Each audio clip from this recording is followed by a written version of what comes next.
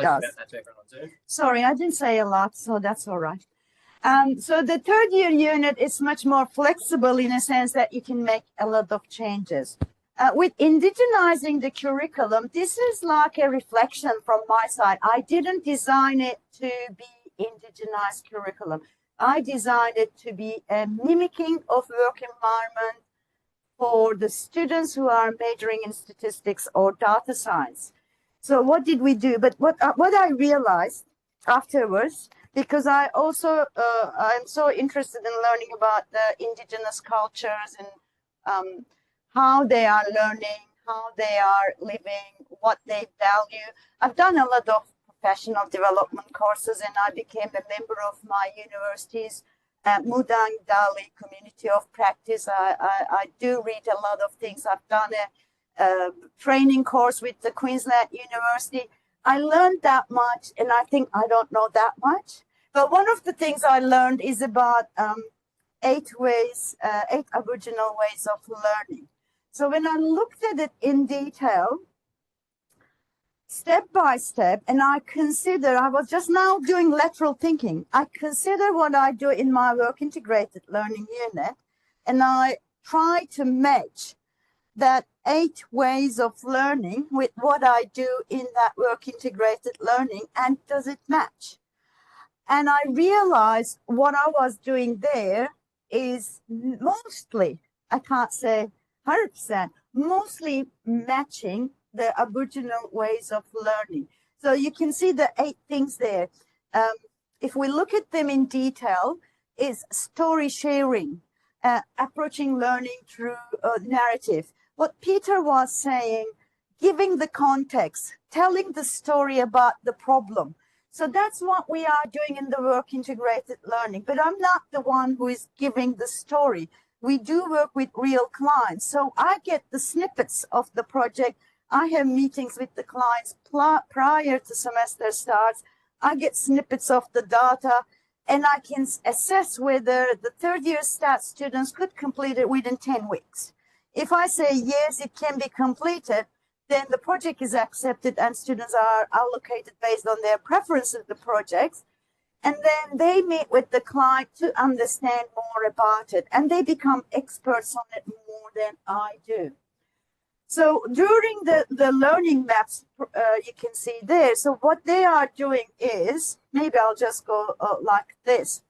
So the learning maps, so they do try to clarify the problem with the client. They try to have one research question, as again, Peter said, quite easily could be communicated and understood. One of the things I keep telling my students, trying to clarify the research question, we all know type 1, type 2 errors in statistics. Have you heard of type 3 error? Answering the wrong question correctly? So there is an article about that, answering the wrong questions correctly. But when you work with a client, I can't be as flexible as Peter to say, oh, doc, they are okay. They went on the tangent. They've done something. It was useful. I can't do that. I want them to be able to answer the client's question. But the funny thing, if you ever done statistical consulting, the clients don't know what their question is either. So they need some guidance with people who do understand a little bit of statistics and try to understand the context so that they can actually turn the client problem into a statistical problem which can be answered with the data at hand.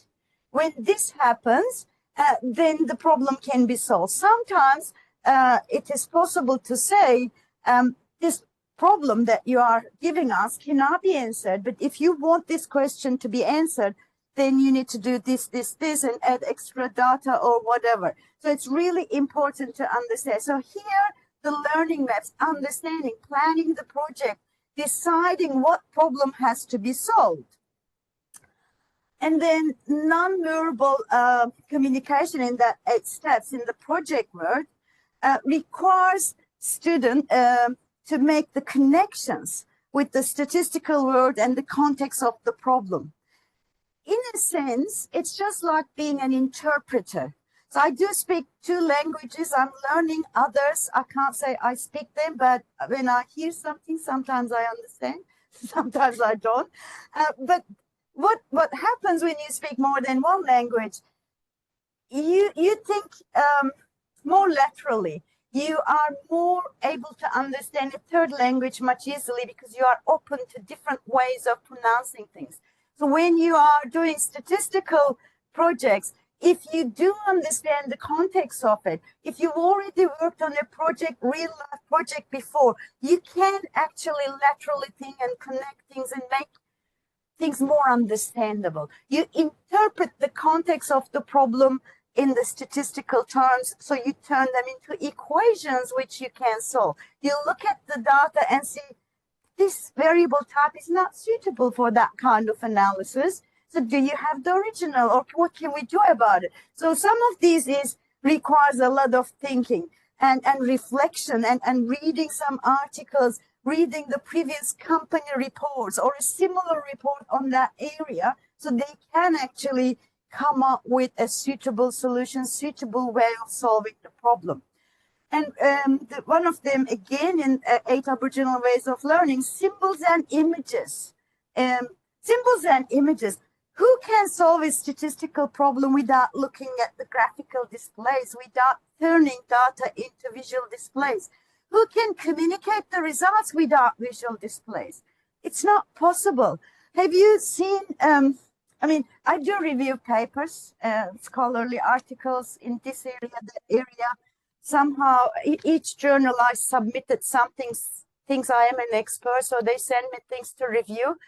I recently have been declining some of the suggestions, although it helps me learn a lot about different areas, you know.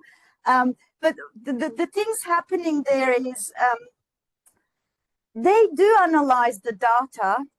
You can't see any graphics, and they don't provide details about the data in the articles. All they have is p-values. And I don't know what they're talking about.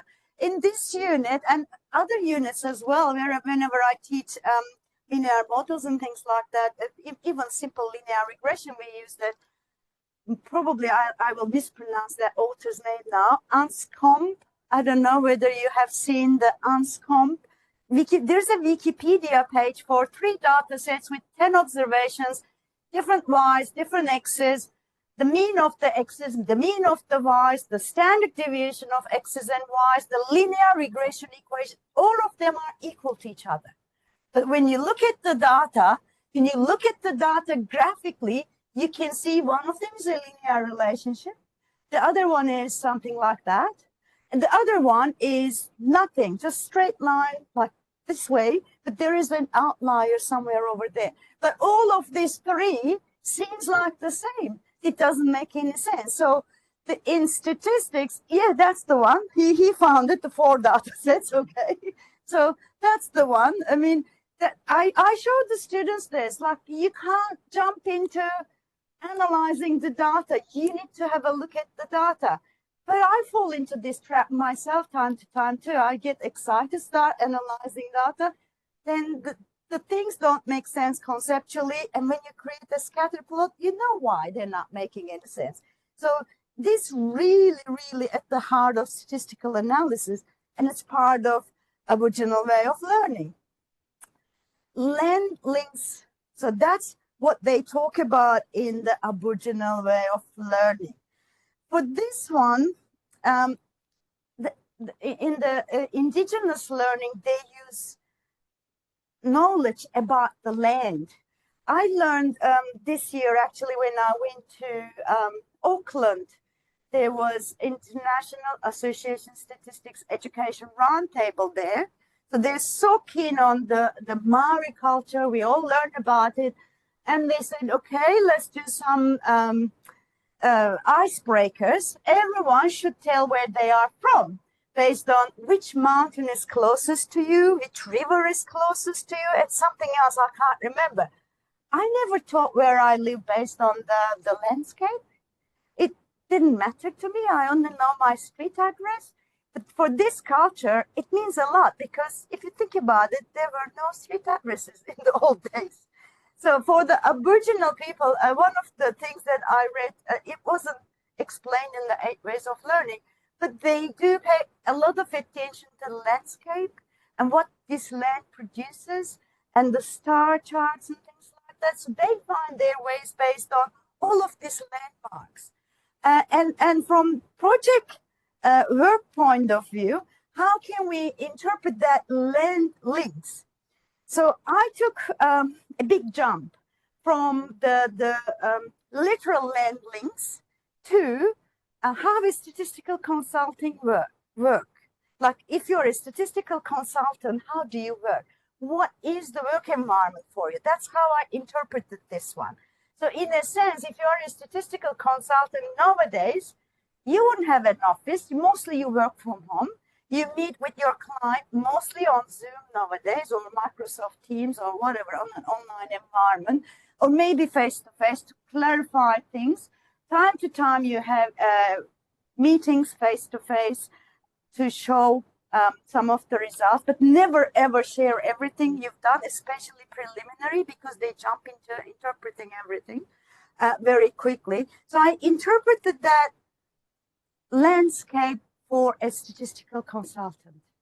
And we are doing it because I don't know the solution to any of the problems students have, because it's coming from client. I don't know the details, they know the details. So I'll leave them in that wild world to sort out the problems. And constructing and reconstructing. In the project work, what happens is you start analyzing something, and then you hit your head to wall. You can't go any further because something happens, and then you go back to where you are, and you have extra meetings with the client, and suddenly you realize they had extra information they didn't share with you. Or as it happened to me, I worked on a project for 2 weeks or so.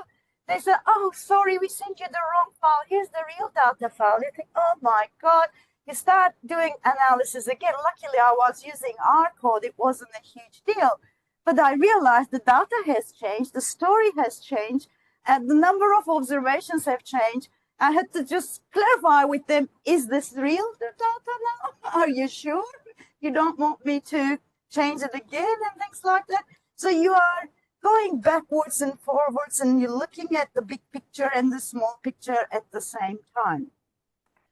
The community links is really, really important for the Indigenous people. Currently, I'm so into audiobooks. I get through so many audiobooks.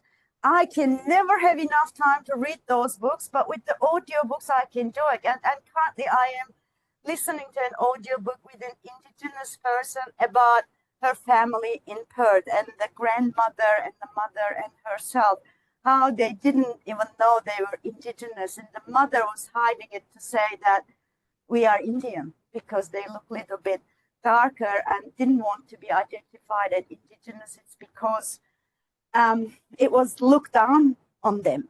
But through the explorations and the times are changing, now they're looking for their communities and how they are welcomed in their community, how everyone knows who they related to, and uncles and aunties and things like that, a big community.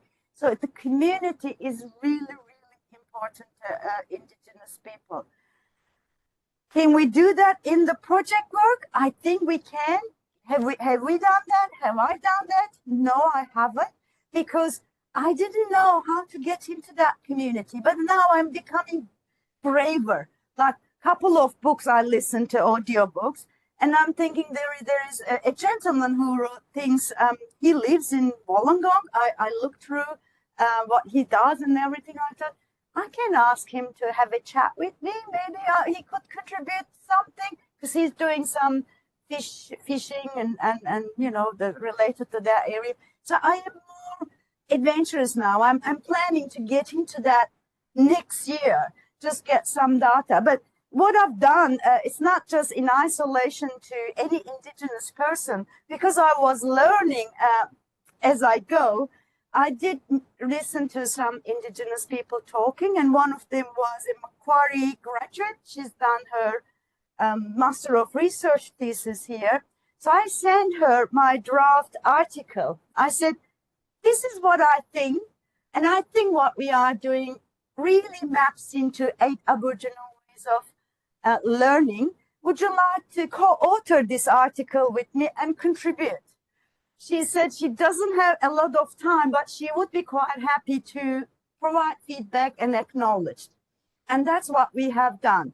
So she looked at it, she said, oh, I didn't think about this could happen, but yes, everything seems to be mapping really nicely, but you certainly don't have community links, and you can't claim you have community links without having any individual Indigenous person attached to such projects. So I think we can do it, but it requires more collaboration, more investment at the beginning.